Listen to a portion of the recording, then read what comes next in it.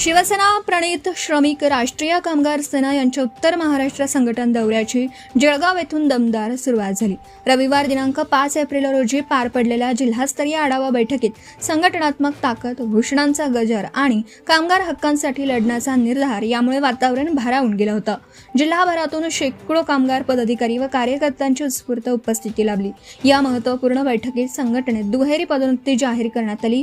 मच्छिंद्र शिवाजी जाधव भावडू यांची जिल्हा उपजिल्हाध्यक्षपदी तर जनसेवक तथा तालुका माझा न्यूजचे संपादक बंडू भाऊ केशव सोनार यांची जिल्हा संघटकपदी अधिकृत नियुक्ती करण्यात आली। या घोषणेनंतर सभागृहात टाळ्यांचा कडकडाट आणि जल्लोष पाहायला मिळाला। मच्छिंद्र जाधव हे सामाजिक पत्रकारिता व कामगार प्रश्नांवर दीर्घकाळापासून सक्रिय असून त्यांच्या अनुभवाचा संघटनेला मोठा फायदा होणार असल्याचा विश्वास मान्यवरांनी व्यक्त केला।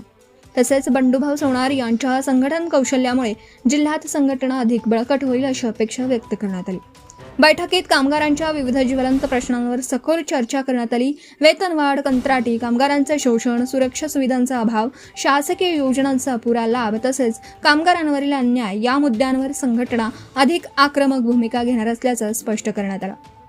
आगामी काळात आंदोलनं, मोर्चे, निवेदन आणि कायदेशीर लढायांच्या माध्यमातून कामगारांना न्याय मिळवून देण्यासाठी ठोस पावलं उचलण्याचा निर्धार व्यक्त करण्यात आला।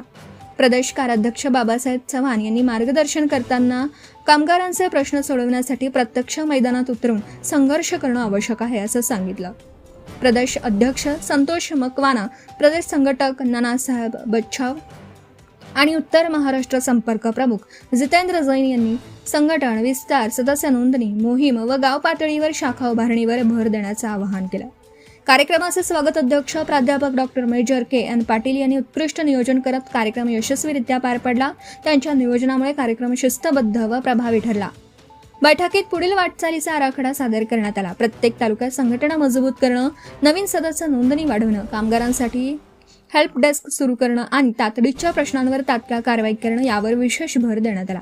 या आढावा बैठकीमुळे जळगाव जिल्ह्यात श्रमिक राष्ट्रीय कामगार सेना अधिक बळकट झाली असून कामगारांच्या हक्कांसाठी संघटना आणखी आक्रमक व जोमाने लढणार असल्याचा ठाम विश्वास व्यक्त करण्यात आला।